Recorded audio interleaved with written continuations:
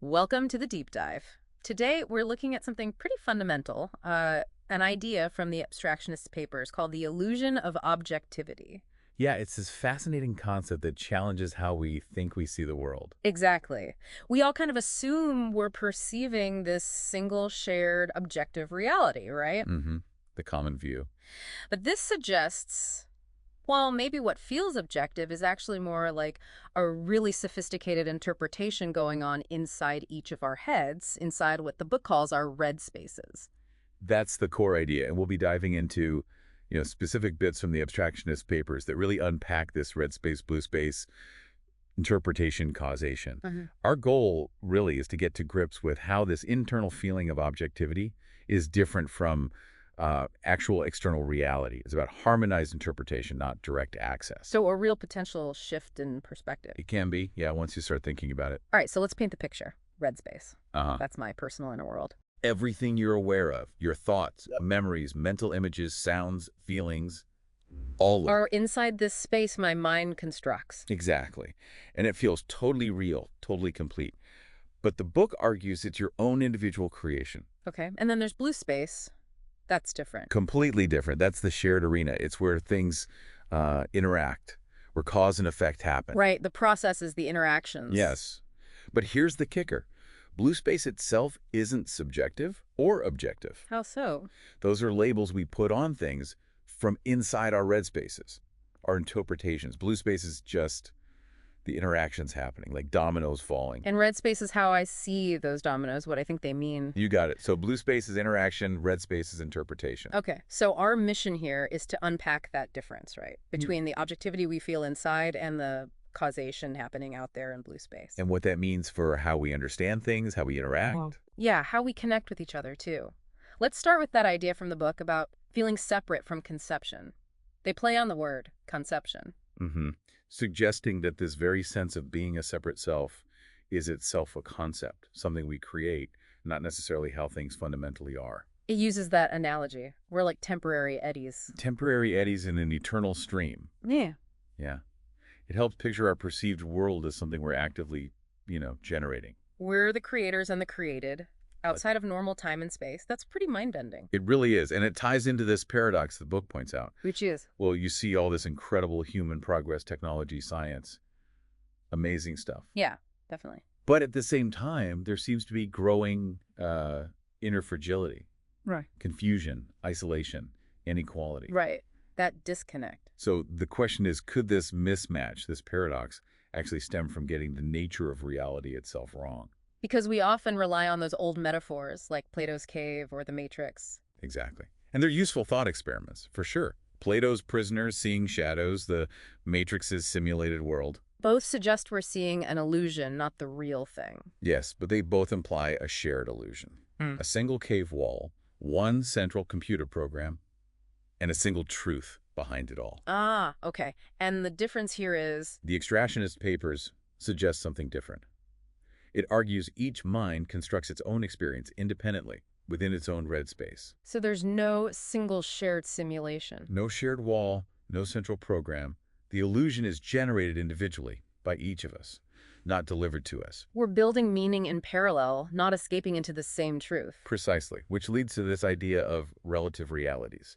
Every idea, every concept only makes sense because of its connection to other ideas within your own interpretive web. Okay, that brings us back squarely to red space then. Everything I can access in my mind, my personal reality. And it feels real, feels complete. But the book keeps stressing it's a construct, your construct. And my daily life, all my experiences, they're constantly shaping this red space.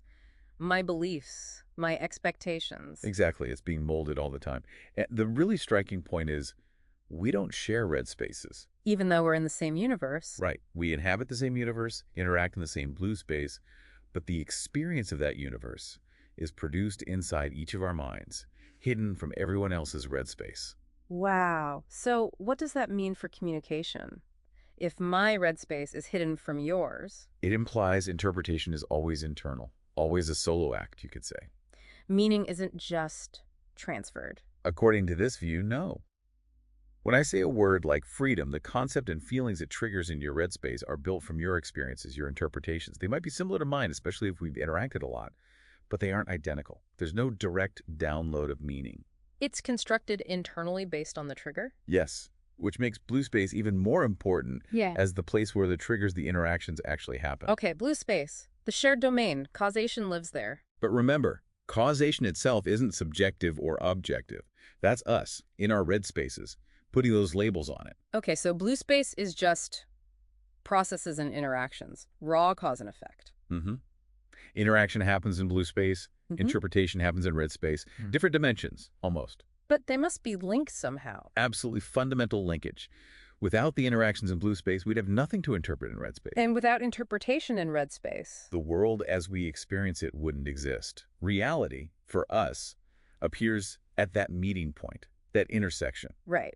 And this is where we get to the illusion of objectivity. Exactly. What we feel as objective, like we all agreed the sun rose this morning, isn't us directly seeing some external truth. It's, what did you call it? Harmonized interpretation? That's the term the book uses. It's when the models inside our individual red spaces start to align. Okay, hold on. This alignment, this harmony, it's happening inside each person's red space. Yes.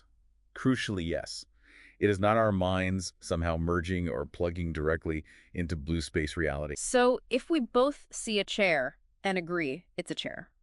It means our internal models, shaped by countless interactions with chair-like things and the word chair, have aligned sufficiently. We've harmonized on chairness. Through sustained interaction, maybe? Like scientists agreeing on data. Precisely. People working together, using shared language, running experiments. Their internal models tend to align more closely over time. But each scientist is still operating from within their own red space. Always. That fundamental individuality remains. So agreement doesn't equal access to raw objective truth. It signals aligned internal models. Which totally reframes disagreements, doesn't it? It's not just about who's right, but why our internal models are different. It really does shift the focus. And even just recognizing an event occurred, like seeing a flash of light, that recognition is also a red space construction. Yes. The light interacts in blue space, photons hit your eye, signals travel. But the experience of seeing a flash is constructed within your red space. There's no pure, unfiltered feed from blue space. What we know is what our minds build. Fundamentally, yes. Yeah. The book then breaks down the interaction between the two spaces into three types. Okay. First, causation to interpretation. That's signals from blue space, like light waves, triggering responses inside red space, like the perception of color. Makes sense. Light causes color perception. The second, interpretation to causation, the reverse. Your thought or intention in red space leads to an action in blue space. Like deciding to speak, and then sound waves travel in blue space. Exactly. Thought becomes motion, which interacts with the world. And the third? Interpretation to interpretation. This is communication. Crucial one. How does that work in this model? Okay, so I have a meaning in my red space. I encode it into an action in blue space, sounds, writing, gestures. Right. That action travels through blue space and triggers a response in your red space.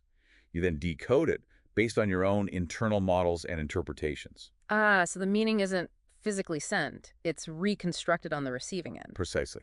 Meaning is built internally, triggered by the interaction in blue space, not transferred like a file. Okay. So, if objectivity is harmonized interpretation, what happens when things don't harmonize? The book mentions paradoxes, dissonance. Yeah, it calls them exit signs. Signals that our current way of thinking, our internal logic in red space, has hit a limit. Or that our models are clashing with someone else's, dissonance. Right. Paradoxes show the edges of our own logic. Dissonance shows the gaps between different interpretive models. Both suggest we need a new perspective. Like the chicken and the egg example. Classic one. Our linear logic struggles which first. But nature works in cycles, doesn't it? Yeah. The paradox kind of dissolves if you shift from a linear cause to seeing a continuous dynamic interaction. It's a different way of modeling it in red space. And the ship of Theseus. Replace all the planks. Is it the same ship? Same idea. Yeah. It challenges our assumption that identity lives in the object. It forces us to see that identity is also an interpretation, a model we construct in red space. So it seems like our minds work, we function, because our internal red space worlds align closely enough with blue space interactions for practical purposes. Exactly. It works well enough most of the time. And that very functionality creates this powerful feeling, this illusion that we're seeing blue space directly. Which leads to what the book calls the biological blindfold. Meaning? We don't just fail to see the intricate details of how things work in blue space.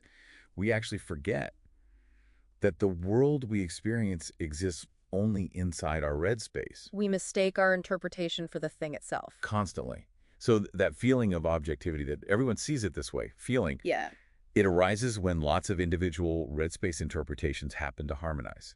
But, and this is the core point again, that harmony doesn't make it truly objective. It doesn't grant us access to blue space itself. It's still internal alignment. Still internal alignment. It's a profound shift in thinking. And the Abstractionist's papers goes even deeper into things like incoherence, causal spaces, general selection, concepts that build on this red-blue space foundation.